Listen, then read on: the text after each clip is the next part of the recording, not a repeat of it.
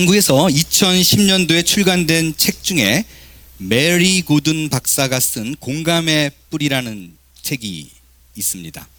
Roots of Empathy라는 책이에요. 이 책은 한국 책은 2010년도에 출간이 됐고 미국은 2009년도에 출간이 된 책이 있어요. 캐나다의 유치원 교사였던 저자는 아무것도 모르는 갓난아이가 갖는 힘에 대해서 집중합니다. 그래서 그 지역에 있는 유치원, 초등학교, 중학교에 갓난아이를 부모와 함께 초대해요. 그래서 학생들과 함께 1년 동안 그 갓난아이의 성장 과정을 모두가 지켜봅니다. 이 프로그램을 통해서 뭐를 얻고자 하느냐? 아이들은, 학생들은 이 프로그램을 통해서요, 상대를 이해하는 공감의 능력이 향상이 됩니다. 아이들이 말과 숫자를 먼저 배우는 것보다 자기의 감정을 먼저 이해하고 전달하는 감성 능력을 먼저 배우게 돼요. 또 다른 사람의 관점으로 바라보는 세상, 상대를 이해하는 힘, 그 공감 능력을 배우게 됩니다. 구체적으로 수업 방법은 이렇게 진행을 해요. 꼬마 교사라고 불리는 갓난아이를 데리고 와서 부모와 함께 같이 앉습니다. 그리고 그 말도 못하는, 또 제대로 서지도 못하는 그 1살배기 되는 아이를 가리키면서 학생들에게 교사가 물어봐요. 이 아이가 지금 어떤 생각을 갖고 있는 것 같니? 그러면 그냥 자연스럽게 그 아이를 바라보면서 이 아이가 지금 느끼는 감정이 어떤 것일 거라고 자기 나름대로의 생각을 막 주고받는 거예요. 이렇게 되면요, 아이의 입장에서, 그 아기의 입장에서 상대를 바라보는 눈이 길러진다는 거죠. 그래서 그 감정을 추리해내고 생각해보면 공감 능력이 막 늘어나는 거예요. 그리고 마지막 수업 때도요, 이렇게 한다고 해요. 그 아이를 또 부모가 함께 앉혀놓고 이제 1년을 잘 지냈잖아요. 그러면 이 아이가 성장해서 어떤 사람이 되기를 원하는가라는 그 소망들을 그 수업에 듣고 있는 학생들이 다 적어서 내게 만들어요. 공감의 힘, 이것을 사회적 역량으로 키워내는 거죠. 이걸 이렇게 가르쳤더니요, 그 캐나다에서 시작해가지고 그 밴쿠버, 토론토 이런데 585명의 아이들이 폭력성이 60%가 감소됐대요.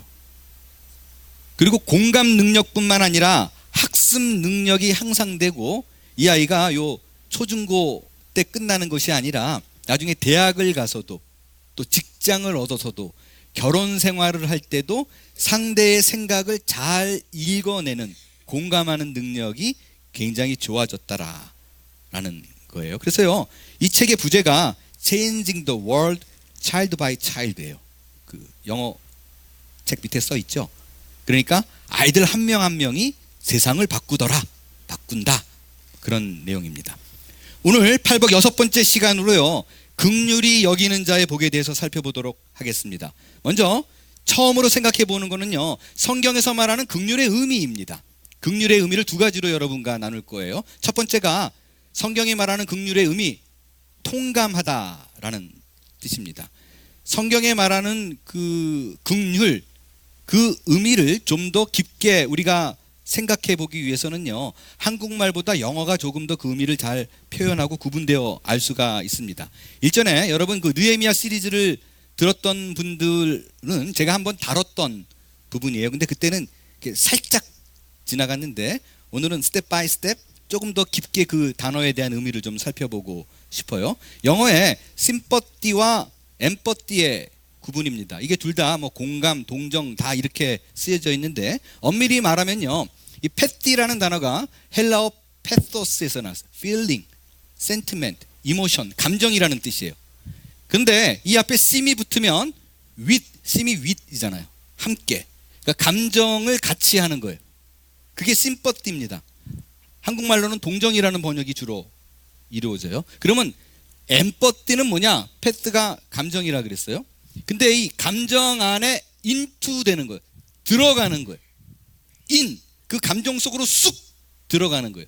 그래서 이 엠퍼티는 공감이라는 게 더 적절한 표현이고요, 훨씬 더 우리가 이 엠퍼티의 미닝을 더 확실하게 살리는 거는요, 감정이입입니다. 그의 감정 속으로 이입되어 들어가는 것을 의미합니다. 성경이 말하는 긍휼이 바로 이 엠퍼티예요. 상대의 아픔을 이렇게 보고 아유 불쌍해 어떡해 가여워가 끝이는 게 아니라 그의 그 아픈 감정 속으로 내가 쑥 들어가서 함께 아파하는 훨씬 더 진한 감정의 표현입니다. 이미 제가 설교 중에 여러 차례에 걸쳐서 저의 그 사춘기 무렵에 겪었던 일들을 말씀을 좀 드렸었어요. 가정적으로, 경제적으로, 물리적으로 또 병적으로 굉장히 많이 어렵고 힘든 시간을 보냈었습니다. 그래서 코스타 때 제가 상담 강사로 그들과 그 상담을 할 적에 정말 힘들었던 게 뭐였냐면요, 그분들이 저한테 어려운 일들을 얘기하면 많은 부분이 제가 겪었던 일들이에요. 그러면 충분히 이렇게 상담을 얘기를 해줄 수 있잖아요. 근데 그것까지는 괜찮은데 이게 몰입이 돼버리는 거예요. 그래가지고 저는 이게 다 덮어둔 일로 생각을 했는데 얘기를 듣다 보면 이게 엠퍼티가 돼가지고 제가 거기에 감정이입이 돼가지고 나중에 이게 못 빠져나오는 거예요. 옛날에 그 아팠던 기억이 자꾸 솟아 올라오니까 잠을 못 자요. 목회 초기, 특별히 전도사 시절 뭐 이럴 때는요, 얼마나 또 이제 그런 누가 힘들고 어렵다 그러면 이 일로 부름을 받았으니까 얼마나 기쁜 마음으로 가겠어요. 근데 가서 얘기를 듣고 나면요, 끙끙 앓는 거예요. 못 벗어나는 거예요. 이입이 돼가지고. 그래서 제가 나름대로 이제 스킬이 생긴 게 뭐냐면 누가 이렇게 상담을 하면 막 적습니다. 적어가지고 상담이 끝나갈 무렵에 이제 적어놓은 내용들 갖고 제 경험과 또 성경의 지식과 이런 내용들로 이렇게 상담을 해요. 그러고는 찢어서 버려요. 그래서 딱 끊어서 잊어버리지 않으면 제가 살 수가 없겠더라고요. 그게 자꾸 이게 묶여 있어가지고. 저는 목사임에도 불구하고 제가 살기 위해서 상대의 감정에 이입된 걸 끊어버리고 버려버렸어요. 그런데 성경에 보면 많은 사람들이 갖고 있는 문제를 방관하지 않고 그들 속에 그들 마음에 깊이 들어가서 함께 이해하고 그 문제에 벗어나지 않고 삶을 지고 결국은 끝까지 죽음까지 간 사람이 있습니다. 누구예요? 예수님이에요. 누가복음 7장에 보면 예수님이 나인성에 들어가십니다. 그랬더니 웬 사람들이 관을 메고 나오고 있어요. 뭔가 이렇게 들여다봤더니 그 관 안에는 어린 소년이 들어있는데 그 엄마가 과부예요. 그러니까 과부의 외동 아들이에요. 그러니까 이 과부 입장에서는요, 삶의 전부가 날아간 거예요. 자기가 지금까지 가장 그러니까 애지중지해왔던 삶의 모두가 끊어진 거예요. 얼마나 마음이 힘들겠어요. 예수님이 그 모습, 그 과인의, 그 과부의 심정을 꿰뚫어 봅니다. 그리고 예수님이 그 과부를 향해 마음을 어떻게 표현했느냐. 누가복음 7장 13절을 보니까 과부를 보시고 어떻게 했다 그래요? 어떻게 했다고요? 불쌍히 여겼다라고 되어 있어요. 여기요, 이 한국말로 과부를 보시고 불쌍히 여기사라는 말을 NIV 성경에서는 뭐라고 번역했느냐? His heart went out to her. 예수님의 마음이 그녀에게 쑥 들어간 거예요. 그녀에게 싹 감정이입이 돼버린 거예요. 한마디로 엠퍼티한 거예요. 과부의 그 아픈 마음을 통감하셨다는 거예요. 똑같이 느끼고 괴로워했다는 거예요. 예수님이 느꼈던 감정은요, 아이고 저 힘들겠네로 그치지 않았다는 거예요. 그녀의 마음속으로 들어가서 함께 괴로워했다는 거예요. 이게 성경에서 말하는 긍휼입니다. 성경에서 말하는 긍휼의 두 번째 의미가 있어요. 창자가 끊어지다 라는 뜻이에요. 자, 여러분, 우리 한국 사람은요, 마음이 어디에 있다라고 생각해요? 가슴에 있다고 생각하죠. 그래서 마음이 아파 그러잖아요. 영어도 마음을 뭐라 그래요? heart, 심장, 가슴에 있다고 생각해요. 근데 유대인들은 안 그래요. 유대인들은 마음이 어디 있다고 생각하냐면 창자에 있다고 생각합니다. 그래서 우리는요, 마음이 아프면 아이고 가슴이야 그러는데 그 친구들은, 유대인들은 아이고 창자야 그래요. 그래서 우리는 가슴을 움켜쥐고 그들은 창자를 움켜쥡니다. 예수님이 나인성 과부를 보시고 불쌍히 여기사라고 얘기를 했어요. 이게 헬라어로요, 스플랑크니조마이라고 얘기하는데요. 이 스플랑크니조마이가 어떤 뜻이냐? 창자가 꼬이다라는 뜻이에요. 이게 내장학에서도 거기서 발생된 용어 똑같이 쓰고 있어요. 장이란 뜻으로. 여러분, 사실 이 마음과 창자는 굉장히 밀접한 연관이 있습니다. 한국말도요, 누가 이렇게 어렵고 힘든 상황 보면 가슴이 아프잖아요. 그래서 너무 힘든다는 걸 뭐라고 표현하냐면 애가 탄다 그러죠. 애가 끓는다 그러잖아요. 그 애가 한국말 고어예요. 애가 뭐냐면 창자예요. 한국말로 고어로 창자를 애라 그럽니다. 제가 지난번에 단장이라는 말에 대해서 말씀을 드렸죠. 단장이 뭐예요? 창자가 끊어진다. 끊어지는 아픔을. 근데 그 유래가 새끼 원숭이가 잡혀가는 걸 보고 어미 원숭이가 뛰어가가지고 깍깍 울다가 돌아가지고 배를 갈랐더니 창자가 다 끊어져 있더라. 그래서 그 단장. 그 말씀을 드렸죠. 기억나세요? 연전에 어느 목장을 하시는 분의 글을 읽은 적이 있어요. 양도 마찬가지래요. 양을 잡을 때요, 어미가 보는 앞에서 새끼를 칼로 잔인하게 죽이면 어미가 자기 새끼가 칼로 난도질 당하는 걸 보고 깨끗거리고 막 팔락팔락 뛴대요. 그러다가 제풀에 죽는 경우가 있대요. 그럴 때 그 양의 배를 갈라보면 창자가 다 꼬여 있대요. 창자가 꼬일 듯이 아파하고 불쌍히 여기는 것, 그게 성경에서 말하는 긍휼입니다. 이게 하나님이 인간을 보는 눈이에요. 그럼 두 번째로, 우리는 하나님의 긍휼함을 잊기를 원하잖아요. 우리도 기도할 때 그런 말 많이 쓰잖아요. 하나님 나를 불쌍히 여겨주세요. 긍휼히 여겨주세요. 그러면 하나님이 인간을 볼 적에 긍휼히 여겨서 쏟아부어 주시는 은혜, 누구에게 주느냐? 어떤 조건에 있는 사람에게 하나님께서 긍휼함을, 그 은혜를 쏟아부어 주느냐라는 부분이 두 번째입니다. 오늘 본문인 마태복음 5장 7절에 나오는 긍휼이라는 헬라어 단어가요, 엘레에오라는 단어입니다. 여러분, 요 엘레에오 머릿속에 쏙 담아두고 꼭 기억하셔야 돼요. 오늘 줄기차게 계속 나옵니다. 엘레에오. 이게 긍휼히 여기다로 번역이 됐는데, 사실 요 엘레에오가 신약 성경에 여러 군데 나오는데 긍휼히 여기다로만 번역된 게 아니에요. 측은히 여기다, 불쌍히 여기다, 자비하다, 이게 다 사실은 한 단어예요. 엘레에오라는 단어입니다. 이 단어가 과연 이 엘레에오라는 단어가 어디에 등장하는가, 어느 씬에 등장하는가를 살펴보면, 그죠? 하나님께서 이 엘레에오 하는 자가 누구인가를 살펴보면, 아, 내가 이 사람처럼 하면 하나님의 긍휼을 입을 수 있겠구나라고 알 수 있겠죠. 이해되시죠? 그래서 그 씬 속으로, 그 장면 속으로 들어가 볼 거예요. 어떤 사람에게 하나님이 당신의 긍휼하심을, 불쌍히 여기심을, 그 은혜를 쏟아부어 주는가라는 부분이에요. 먼저 마태복음 9장입니다. 9장에 보면 예수님께서 한 지방을 방문하시고 떠나려고 그러는데, 갑자기 맹인, 소경 두 사람이 갑자기 막 큰 소리를 지르면서 예수님을 찾습니다. 막 큰 소리를 지르는데 뭐라고 소리를 지르는가? 9장 27절에 보니까 다윗의 자손이여 우리를 어떻게?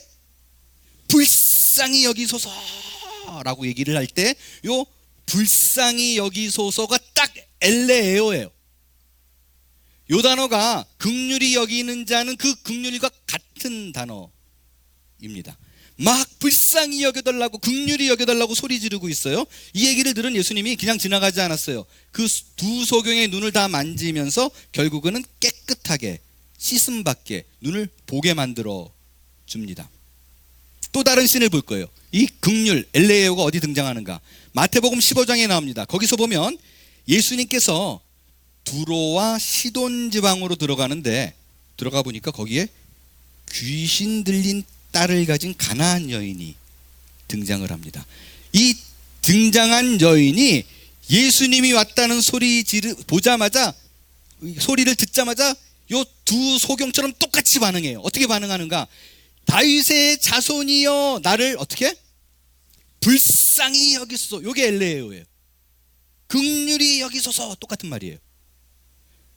지나가고 있는데 가나안 여인이 자기 딸 고쳐달라고, 귀신 들린 거 고쳐달라고 소리 질러요. 예수님이 어떻게 반응했는가? 내 소원대로 되리라 그러고 그 딸을 어떻게 했어요? 고쳐줬어요. 귀신을 떠나가게 했어요. 자, 보세요. 잘 보세요. 자, 이 세 사람은 하나님의 긍휼과 은혜가 쏟아 부어졌죠. 입었잖아요. 우리도 그러고 싶잖아요. 어떤 사람이어야 되는가? 이 세 사람의 공통점은 무언가? 이 세 사람, 소경들과 귀신 들린 딸을 가진 여인, 이 사람들의 특징이 하나님의 긍휼을 입을 만한 조건이 된다라고 보면 되죠. 특징을 보겠어요. 어떤 특징인가? 긍휼함을 입은 자의 특징, 첫 번째가 뭐냐면요, 세 명 다 자가 치료가 불가능한 사람들입니다. 자기 스스로의 힘으로 이 병을 이겨낼 힘이 없는 사람들이에요. 소경도 자기 눈을 자기가 고칠 수 없었고요, 아무리 딸을 너무너무 사랑하는 엄마이지만 딸의 귀신 들림을 자기 힘으로는 어쩔 수 없어요. 아무 능력이 없어요. 누군가 그들을 도와줘야만 돼요. 홀로 외롭게 자기 능력 없음에 한탄하고 있는 모습이었어요.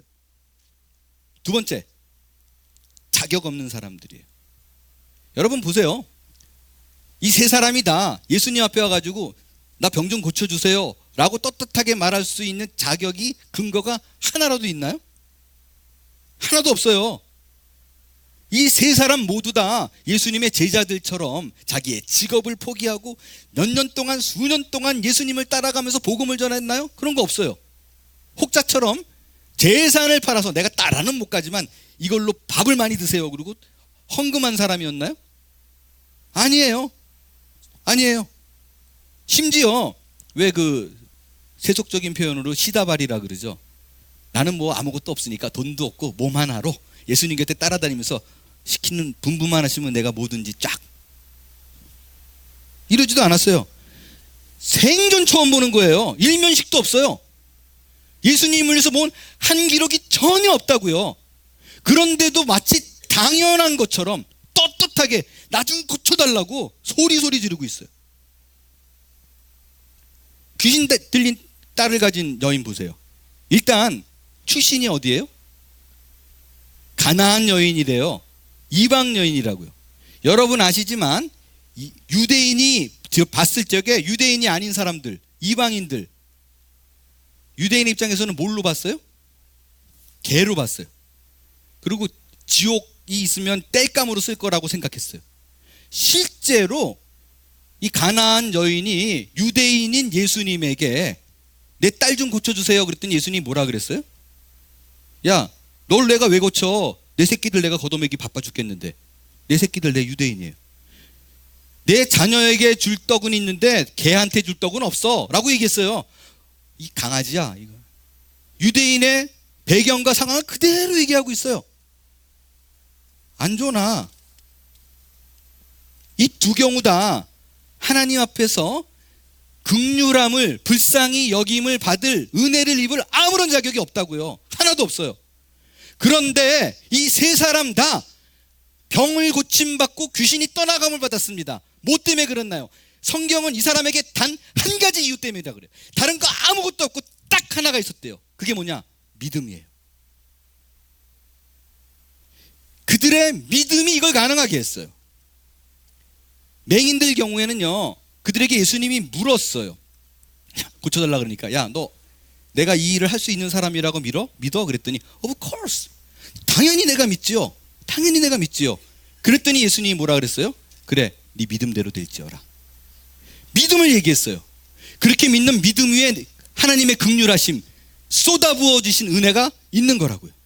가나안 여인도요, 예수님이 야, 내가 왜 개들에게 줘? 내 새끼들 챙길 거야.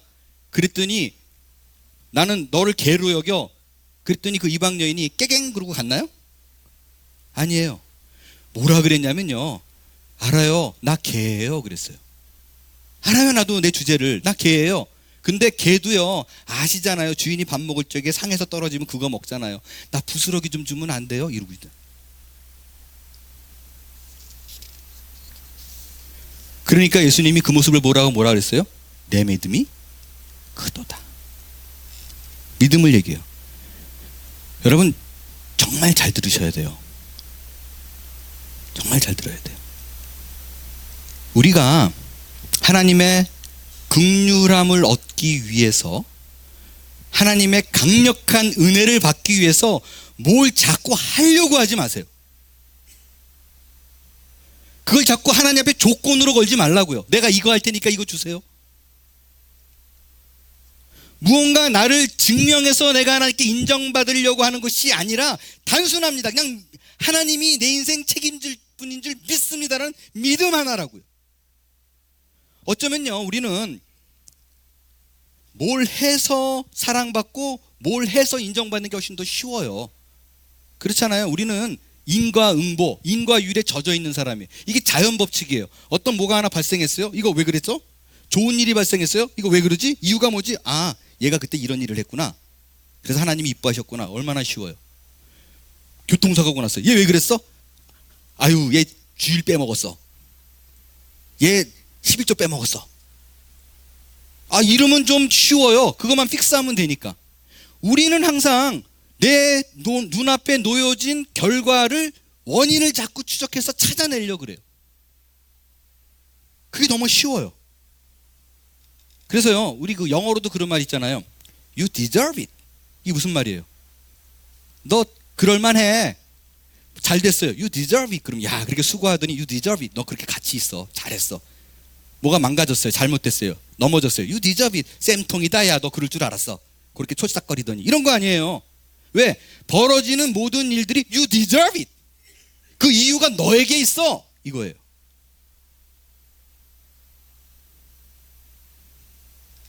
우리가 참 안타까운 거는요, 신앙생활을 해요. 십수년을 해요. 아니, 수십 년을 해요. 근데 제일 잘 못하는 게 뭔지 아세요? 믿는 걸 잘 못해요. 신앙생활을 하는데 믿는 걸 못해요. 아직도 하나님이 내 인생을 붙들고 있다는 걸 못 믿어요. 아직도 단순한 믿음 하나면 내가 구원받는다는 사실을 못 믿어요.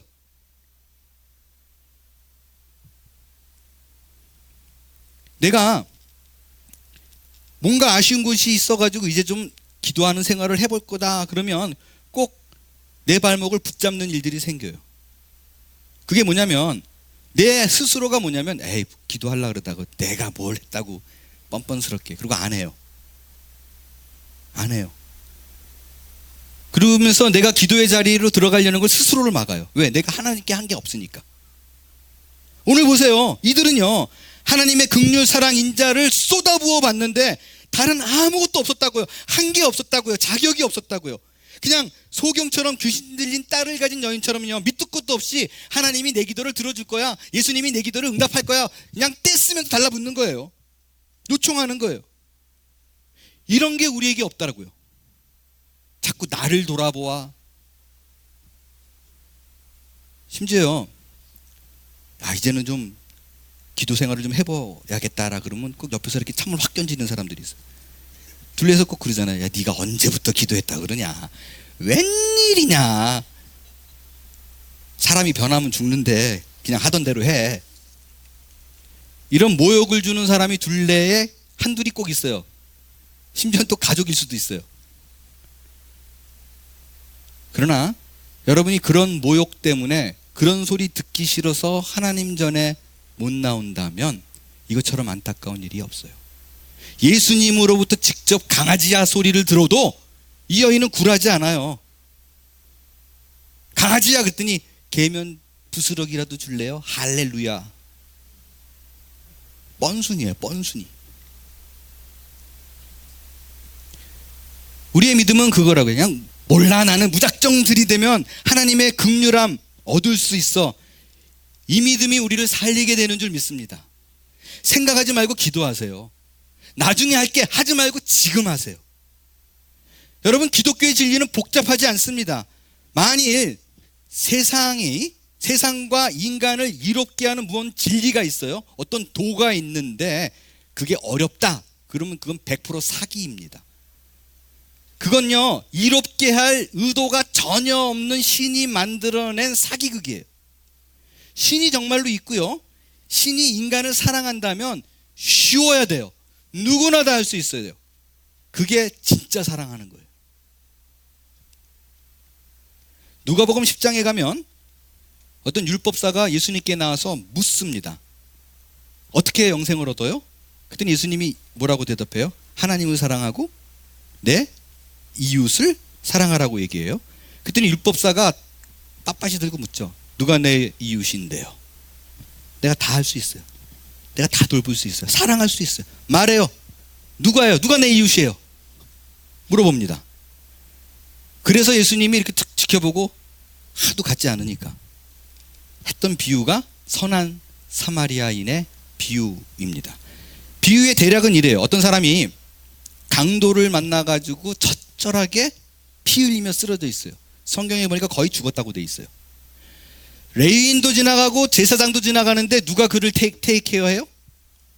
예, 사마리아인이, 온 유대인들이 이방인 취급하고 개 취급하는, 지옥의 땔감 취급하는 사마리아인이 그 죽어가는 자를 챙겨서 여관에 데려다주고 밥을 먹이고 그리고 치료를 하고 돈을 주고 나옵니다. 그러니까 이 얘기를 들은 사람이, 그러니까 내가 저 죽어가는 사람을 그 율법사가 도와주라 그러는군요, 이렇게 생각을 했어요. 여러분, 이 얘기는 제가 더 길게 안 할게요. 왜냐하면 지난번 그 예수님의 비유 시리즈 선한 사마리아인의 비유에서 깊게 다뤘어요. 뭔지 궁금하신 분은 나가면서 이렇게 예수님의 비유 시리즈에 선한 사마리아 비유 있어요. 그거 들어보시면 돼요. 이 얘기의 핵심은 뭐냐면요, 율법사는 내가 누구를 도와야 돼요? 그랬더니 예수님은 네가 돕기는 누가 도와? 네가 처참하게 쓰러져 있는 그 강도 맞은 사람이야. 어디다 대고? 예수님이 사마리아인이잖아요. 내가 너를 도와주려고 네 앞에 있는데 네가 누구를 돕는다 그래? 네 구실이나 제대로 하라고. 네가 지금 나를 찾아야 돼 라는 것이 이 비유의 핵심이었었어요. 자, 근데 보세요. 선한 사마리아인이 예수님입니다. 율법사가 피투성이 된 사람이에요. 얼마나 가치 없어요. 얼마나 비웃어요. 조소하고 예수님을 어떻게 넘어뜨리려고 하는 사람이에요. 그런데 그 피투성이가 되어 있는 율법사에게 선한 사마리아로 비유되어진 예수님이 그를 향해 다가가는데 어떤 마음으로 갔느냐라고 얘기하냐. 성경을 보겠어요. 성경에 뭐라고 얘기하냐면 같이 읽습니다. 누가복음 10장 33절 시작. 여행하는 중 거기 이르러 그를 보고 뭐라고요? 불쌍히 여겼다고 되어 있어요. 예수님이 율법사를, 그 자기를 공격하는 사람을 불쌍히 여겼다라고 되어 있는데 여기에 불쌍히 여겨라고 써 있는 이 단어가 스플랑크니조마이에요. 창자가 끊어지다. 창자가 끊어지는 아픔을 가졌다라는 거예요. 더 이상 무슨 설명이 여러분 더 필요해요?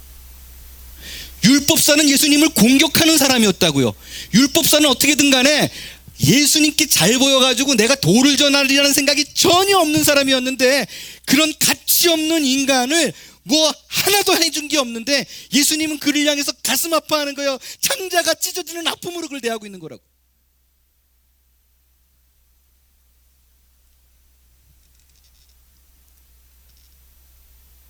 완전히 의식도 없이 쓰러져 있는 그를 찾아서 모든 것을 주고 치료하시는 분, 이게 예수님입니다. 이걸 로마서에서 뭐라고 얘기하는가? 세번역 성경으로 볼게요. 제가 읽겠습니다. 하나님께서 우리를 불쌍히 여기고 은혜를 베풀 그 시기는 언제인가? 재밌는 게 있어요. 우리가 선한 일을 할 적에, 우리가 기도를 많이 할 때, 헌금을 많이 할 때가 아니에요. 뭐라고 그래요? 우리가 아직 뭐였을 때? 죄인 되었을 적에, 하나님에 대해서 관심도 없고 오히려 내가 하나님을 핍박하고, 신이 있긴 뭐가 있어, 야 예수를 믿고 구원받는다는 게 논리적으로 말이 되냐, 기독교인들 다 바보 아니야 라고 조롱하고 조소할 그때에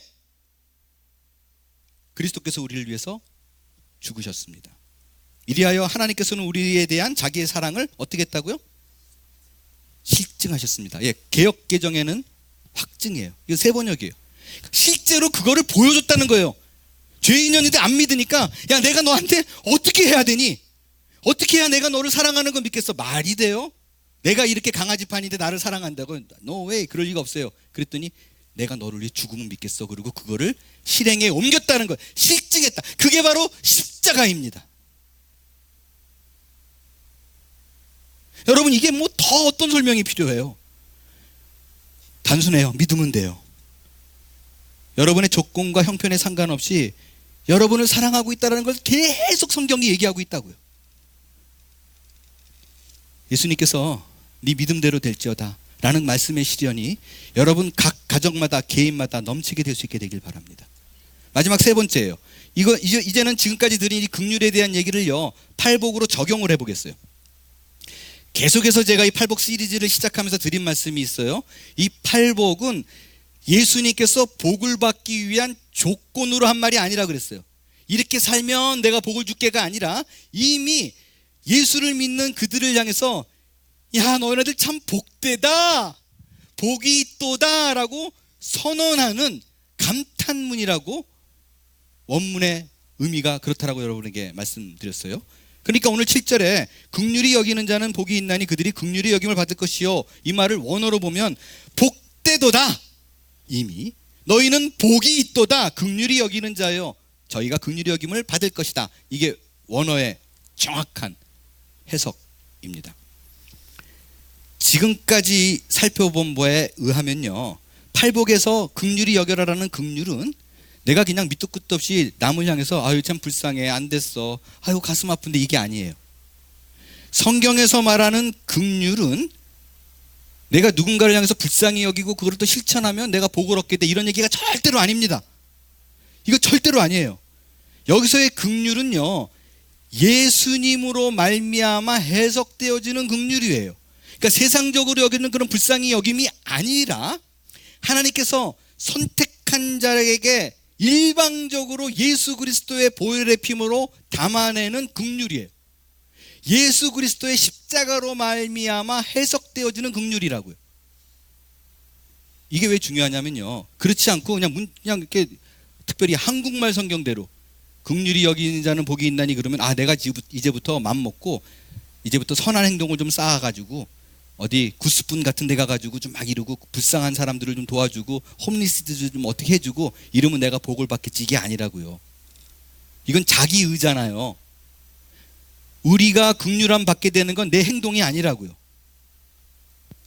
보세요, 예수 믿지 않는 사람 중에서도요, 가난한 사람들, 불쌍한 사람들 도와주는 사람이 얼마나 많은데요. 그들은요, 뭐 우리처럼 주말만 뭐 이게 아니라 아예 오지에 들어가서 가난한 사람들과 함께 죽음 끝까지 가는 사람들도 많아요. 그런데 예수 없이 그렇게 불쌍히 여기고 사랑하는 마음만 있으면 복을 받는다라 그러면요, 모든 다른 종교도 다 구원받는다는 얘기예요. 여기서의 긍휼은 반드시 예수 그리스도로 해석이 되어져야 되는 것입니다. 우리의 구원은 단 하나, 예수 그리스도의 십자가 사랑으로 말미암아 그것을 구하는 자에게 쏟아부어지는 은혜예요. 왜 그런가? 지금 보세요. 복되도다, 긍휼히 여기는 자여 라고 말한 그 대상이요, 지금 예수님이 말하죠, 이렇게 듣고 있는 사람들이 불특정 다수가 아니에요. 아무에게나 말하고 있는 게 아니었다고요. 누구에게 따로 얘기하고 있었어요? 제자들, 이미 예수를 믿는 사람에게 복되도다, 긍휼히 여기는 너희여 라고 얘기하는 거예요. 자, 여기서 보겠어요. 복되도다, 긍휼히 여기는 너희라고 얘기했어요. 그러면 내가 지금 긍휼을 받는다는 표현이 아니라 긍휼이 지금 누군가에게 불쌍히 여기는 것을 하고 있는 거잖아요. 그런데 지금까지 쭉 살펴본 바에 의하면 내가 누군가를 불쌍히 여긴다는 것은 내 의가 아니에요. 반드시 예수 그리스도의 십자가 사랑이 내게 쏟아부어져서 그것이 흘러나가야 되는 거예요. 이해되시죠? 그렇다면 내가 누군가를 향해 불쌍히 여긴다, 긍휼히 여긴다라는 마음은 내 의가 아니라면 끊임없이 누군가로부터 공급되어져야 돼요. 예수 그리스도의 십자가 사랑이 채워져야지만이 그 통로로 그 긍휼함이 나갈 수 있는 거예요. 내 의가 아니라고요. 내 의로 하면 막 힘들고 지치고 짜증나고 자빠지게 되지만 주께서 공급해 주시는 그 은혜와 사랑과 긍휼이 흘러가는 통로로만 있다면 나는 어려운 게 없다고요. 그 통로로 쓰임받으면 되는 거예요. 그렇기 때문에 예수 그리스도로 채워지는 긍휼이 필요한 자 너희는 그것을 흘러가는 긍휼이 여기는 자가 된다면 끊임없이 긍휼을 너에게 베풀어 줄 것이다. 미래형으로 돼 있잖아요. 긍휼이 여김을 받게 된다. 이것을 하는 자에게는 끊임없이 부족하지 않게 채워주시는 그 하나님을 경험하게 된다라는 의미입니다. 그게 복이 있도다 긍휼이 여기는 자여 저희가 긍휼이 여김을 받을 것이다. 미래형이잖아요. 계속해서 공급되는 거예요. 정리가 좀 된 거 맞죠?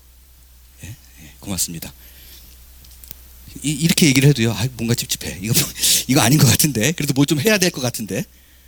이 목사님 말을 듣고 그냥 이렇게 해도 되나? 이런 분이 있을 거예요. 이런 분이 계실까봐 마지막으로 성경 한 군데를 찾아보겠어요. 사실은요, 제가 로마서 12장을 그냥 구석구석 이잡듯이 지져가지고 얘기를 하려고 그랬는데 요즘은 보니까 제가 설교를 1시간씩 하더라고요. 3번 하니까 저도 힘들어요. 그래서 그냥 이렇게 스킵하고 한 군데만 핵심적인 거 하나만 보겠어요. 로마서 9장 15절 16절. 자 보세요. 하나님이 누구를 긍휼히 여기는가. 이걸 머릿속에 드세요. 이 구절을 읽으면 하나님이 누구를 긍휼히 여기는지 알 수 있어요. 누구를 긍휼히 여기는가. 말 잘 듣고 순종자라고 봉사 열심히 하는 헌금 많이 하는 사람을 여기는가, 아니면 하나님 맘대로인가. 로마서 9장 15절 16절 새 번역 성경으로 보겠습니다. 함께 읽습니다. 시작. 하나님께서 모세에게 말씀하시기를 내가 긍휼히 여길 사람을 긍휼히 여기고 불쌍히 여길 사람을 불쌍히 여기겠다 하셨습니다. 그러므로 그것은 사람의 의지나 노력에 달려있다라 그래요? 달려있는 것이 아니요. 뭐에 있대요?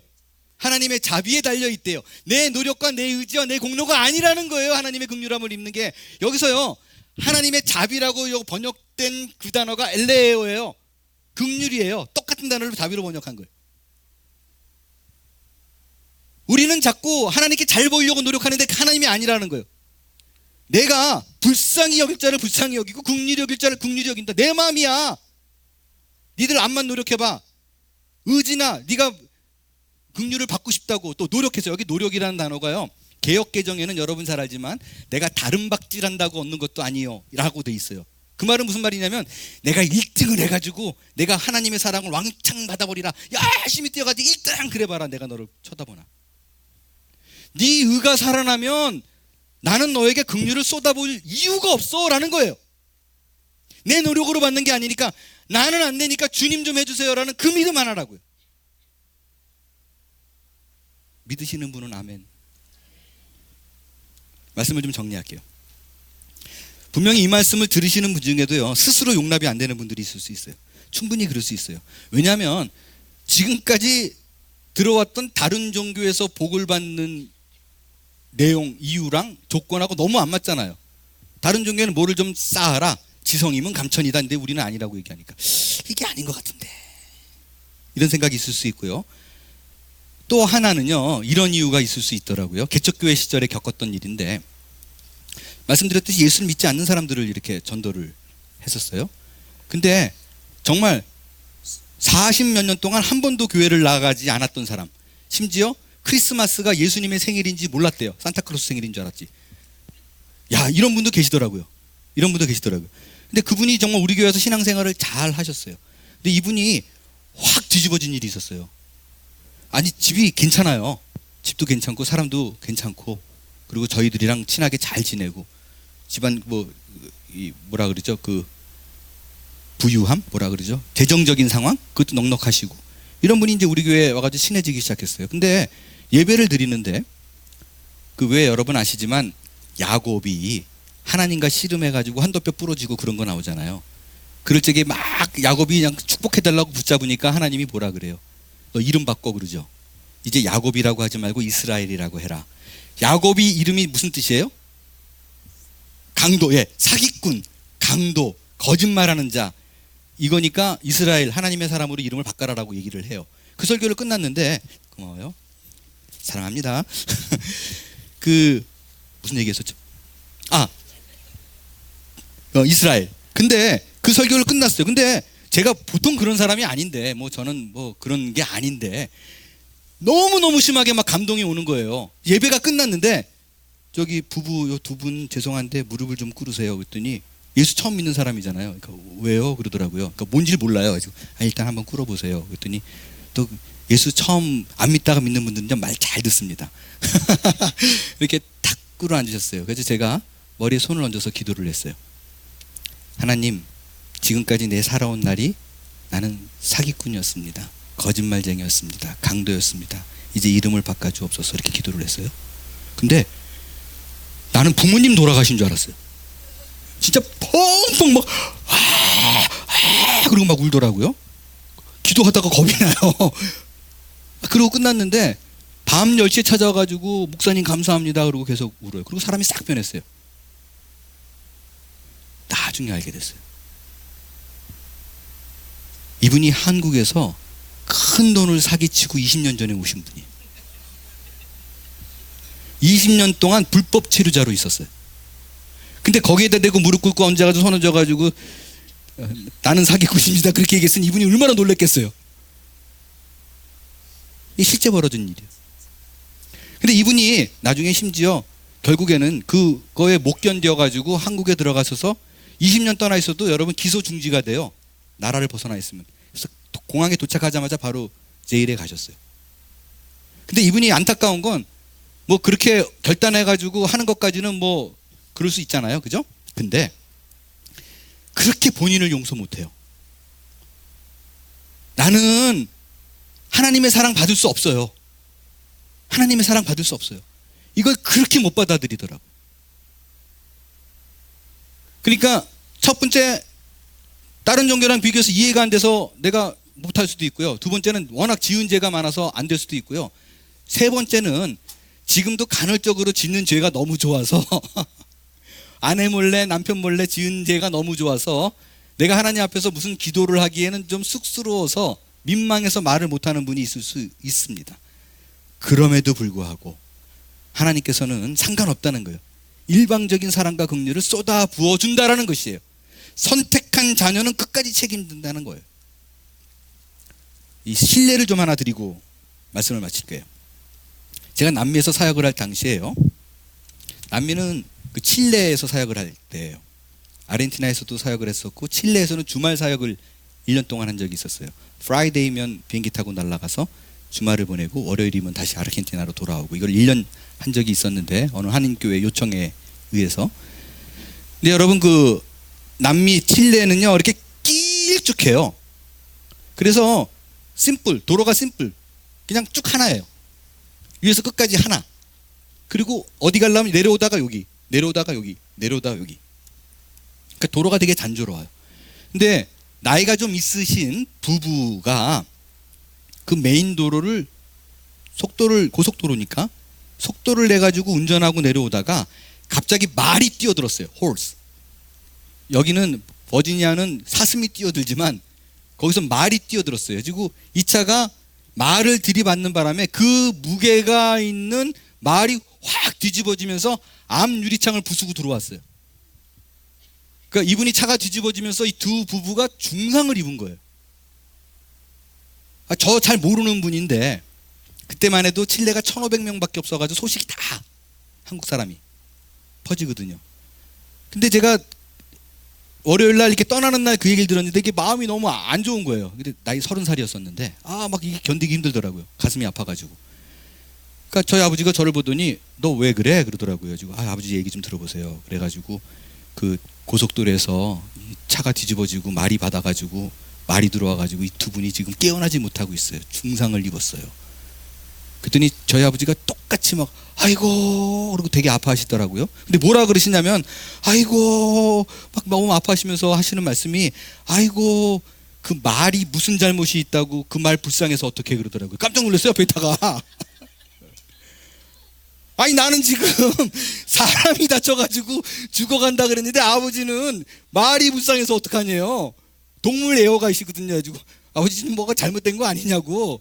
사람을 불쌍하게 여기야지 어떻게 말이 불쌍하다라고 얘기하냐고 그랬더니 아버지 얘기가 아니 사람은 지가 잘못해서 그러지만 말이 무슨 죄가 있어 그러시더라고요. 엄밀히 보면 말이 잘못했을 수도 있는데 무조건 말 편이에요. 그래서 내가 참 독특하신 분이네. 그리고 제가 방으로 딱 들어오는데 그때 문득 딱 깨닫는 사실이 하나 있었어요. 불쌍히 여기는 마음, 그 사랑의 마음은요, 주체의 문제이지 대상의 문제가 아니에요. 서브젝트의 문제이지 업젝트의 문제가 아니라고요. 내가 누군가를 사랑한다는 건요, 이 사랑하는 대상이 어떤 자인가, 어떤 성품을 가졌는가 아무 상관이 없더라고요. 그냥 내가 좋으면 끝이에요. 이유도 없어요. 조건도 없어요. 내가 사랑하는 자가 있으면요, 심지어 누가 나를 잘 해줘도 그 사람보다 딴 사람이 더 좋을 수 있어요. 왜? 사랑은, 긍휼히 여기는 마음은 주체의 문제이지 대상의 문제가 아니기 때문에 그래요. 심지어요, 그 대상이 사람이 아니라 물건인 경우도 있어요. 얼마 전에 제가 TV를 잠깐 보다가 깜짝 놀란 게 뭐냐면요, 덕후라 그러죠. 뭐 한 권에 꽂혀가지고 뭐 그것만 하는 사람들. 일본 만화 캐릭터에 20년을 꽂힌 40이 넘은 사람이 있어요. 자기 집에 온통 다 만화 캐릭터예요. 근데 한일 뭐 요즘 관계가 이상하니까 그 캐릭터를 끊기로 했대요. 괘씸해서. 근데 벽에 붙여놓은 캐릭터를 찢으면서 자기가 그 캐릭터, 아무것도 아닌 캐릭터 만화 주인공이에요. 죽이는 것 같더래요. 그래서 펑펑 울었대요. 가슴이 아파서. 옆에 있는 사람들이 이해가 안 돼가 이게 말이 되는 얘기냐 그랬더니 20년을 내가 좋아했는데 그러시더라고요. 말도 안 돼요. 그런데도 그 사람은 좋아 죽겠는 거. 왜? 사랑은 주체의 문제이지 대상의 문제가 아니기 때문에 그래요. 하나님이 인간을 사랑하는 것도 똑같습니다. 하나님이 인간을 사랑하는 거는요, 인간들이 스스로 내리는 자기 평가와 아무런 상관이 없어요. 하나님의 절대적인 주관적인 평가에 의해서 사랑을 있습니다. 절대적인 평가에 의해서 그 주체로 인해서 우리가 긍휼함을 입는 거예요. 저희 아버지가 인간을 걱정하는 것이 모든 사람들의 상식인 것 같은데 아무 상관없이 나는 말이 좋아. 그래서 말을 좋아하는 거예요. 마찬가지로 하나님이 우리를 좋아하는 건 이유가 없다고요. 내 자녀니까 좋은 거예요. 왜? 그냥 좋은 거예요. 왜? 주체의 문제이지 대상의 문제가 아니기 때문에 그렇습니다. 여러분, 이것이 하나님께서 우리를 향하신 긍휼의 마음이에요. 이제 그 사랑에 항복하세요. 하나님은 우리의 아픈 상황을 통감하십니다. 그리고 창자가 찢어지는 그 아픔으로 인해 우리를 불쌍히 여기사 기꺼이 우리를 위해서 십자가를 지고 돌아가셨습니다. 그 사실을 믿음의 눈으로 볼 수 있게 되길 바랍니다. 오늘 이 예배의 자리가 그 하나님을 만날 수 있는 자리가 되길 바라요. 하나님의 긍휼을 사모하십시오. 오늘 임하시는 그 긍휼의 은혜를 누리는 자들이 되기를 바랍니다. 이제 우리가 찬양할 때 하나님이시여 하나님이시여 당신의 인자가 그 긍휼이 내게 충만하기를 원합니다. 그 찬양을 할 때 이제 생명의 피난처 되시는 예수님께 나를 얹어서 하나님의 긍휼과 불쌍하심과 그 더할 나위 없는 사랑과 은혜를 충만히 입는 복된 시간이 되기를 바랍니다. 일어나 찬양하겠어요.